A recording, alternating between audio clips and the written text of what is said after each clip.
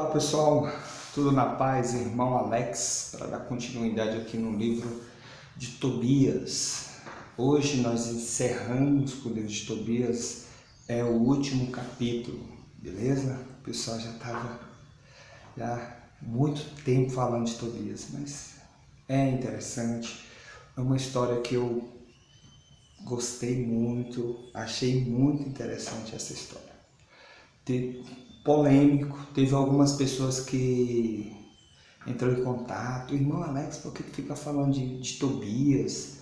Me falaram um bocado de coisa, né? Só que muita gente nunca leu, né? Falaram por outras pessoas que falaram sobre o livro, não leram, não viram o conteúdo. Então é bom nós pesquisar, é bom nós ler e aí depois você tira a sua conclusão de que você ouviu alguém falar ou alguém escrever sobre aquele assunto. É melhor você conhecer, beleza? E aí você vai falar sobre aquilo que você conhece, ok?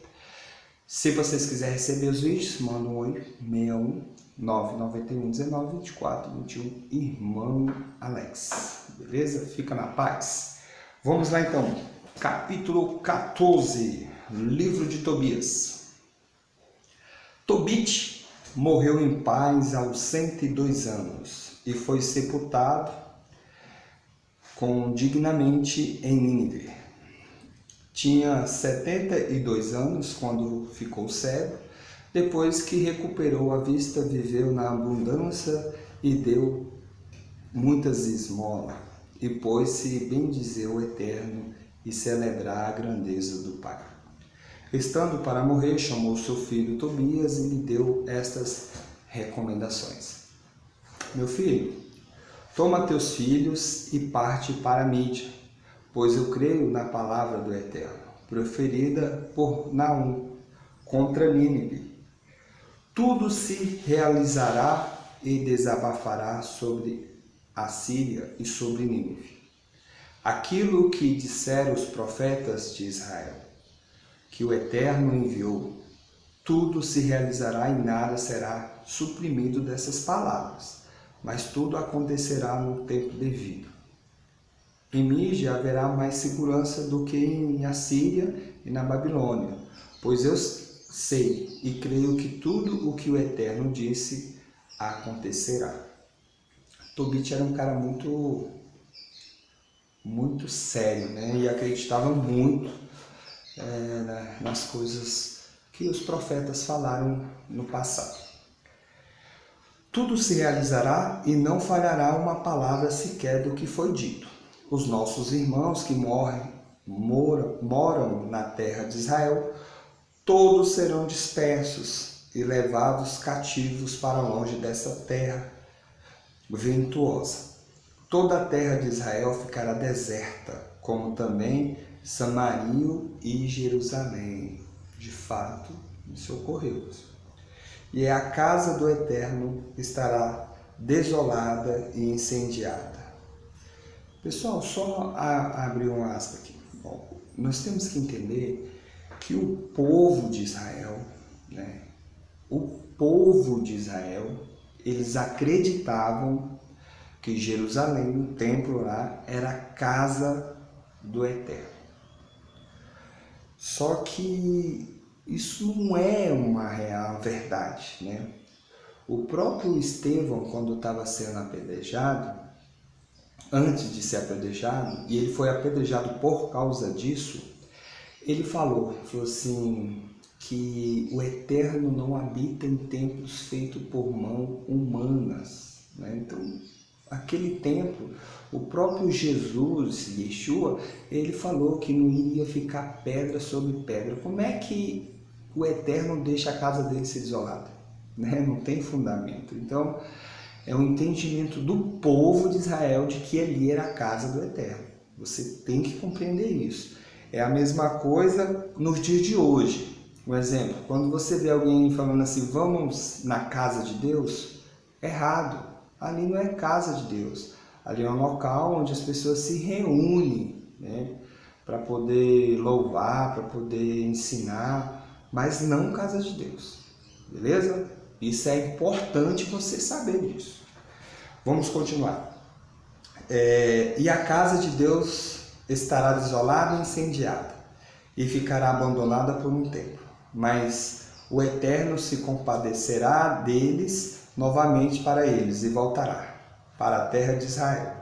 E então eles reedificarão a casa, aí eles vão construir outra casa. Mas não como antes, até que se complete o tempo das maldições. Então, na verdade, o Eterno nunca quis permitir um homem de fazer um local para ele. Só que o homem sempre quer um local. Quem iniciou isso? Davi. Lá atrás. E todas que foram construídas foram destruídas. É uma demonstração que não é da vontade do Pai. Vamos continuar. Depois voltarão todos do seu cativeiro, reconstruirão Jerusalém com magnificência. Nela a casa do Senhor será reconstruída. Vê que até hoje nada, existe um muro das lamentações. Mas, de fato, o povo de Israel, eles têm um pensamento de reconstruir o templo lá em Jerusalém. De acordo com o que dele disseram, todos os profetas de Israel e todas as nações em toda a terra se converterão e temerão o Eterno em verdade. Todos abandonarão seus ídolos que os seduzem falsamente com a sua mentira. Então bendirão como é justo ao Deus Eterno. E todos os filhos de Israel, libertados daqueles dias, lembrando do Eterno com sinceridade, serão reunidos e virão para Jerusalém, e habitarão para sempre com segurança na terra de Abraão, que lhe será dada. Eles têm tu vê que é um livro apócrifo, uma doutrina apócrifa de que a terra aqui, Jerusalém, vai ser o local onde todo mundo vai ficar, e lá vai ter paz, vai ter segurança. Tem uma passagem em Isaías que fala sobre isso. Então, será que eles entenderam o que o Eterno queria para eles? E se alegrarão os que amam o Eterno na verdade, mas os que praticam iniquidade, e o pecado desaparecerão de todos os países. Agora, filhos, eu vos recomendo. Serve o Eterno na verdade, fazer diante dele o que lhe agrada. Ordena-lhe também aos vossos filhos que pratiquem boas obras, especialmente a esmola, e se lembre sempre do Eterno, e bendigam o seu nome em todo o tempo, na verdade e com toda a força. Quanto a ti, meu filho, sai de Nínive, aqui não permaneças. No mesmo dia em que sepultares tua mãe junto de mim, no mesmo dia não permaneças no seu território. Pois vejo que a grande iniquidade do seu meio, a grande perfídia que nela se comete, e ninguém se sente envergonhado. As pessoas cometiam muitas falhas, muitos pecados, e ninguém não estava nem aí para isso. Considera, filho, o que fez Nadab e Acai, seu pai adotivo. Porventura não foi este quase enterrado vivo? Mas o Eterno retribuiu a infâmia antes os olhos da vítima, pois Acai saiu para a luz, enquanto Nadab desceu às trevas eternas, por ter querido matá-lo, por ter dado esmola, por ter ajudado o próximo, Acai escapou da armadilha mortal que lhe prepararam Nadab, enquanto este caiu na própria armadilha mortal. Assim, pois, meu filho, vende o que faz a esmola, o que faz ajudar o próximo, e o que faz a iniquidade. Esta traz a morte, mas agora minha alma se vai deitar, no entanto, no leito, e ele morreu e foi sepultado condignamente. Quando sua mãe morreu, Tobias sepultou-o ao lado do seu pai, e em seguida partiu com tua mulher para Mídia.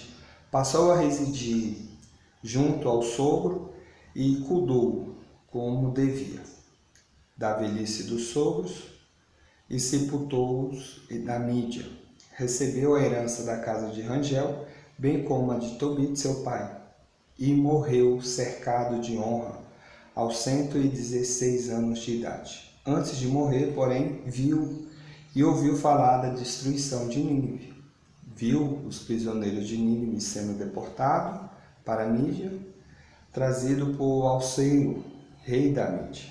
Então bendisse o Eterno por tudo que ele fizeram aos habitantes de Nínive e da Assíria, e alegrou-se antes de morrer por causa de Nínive, e bendisse o Eterno por todos os séculos dos séculos.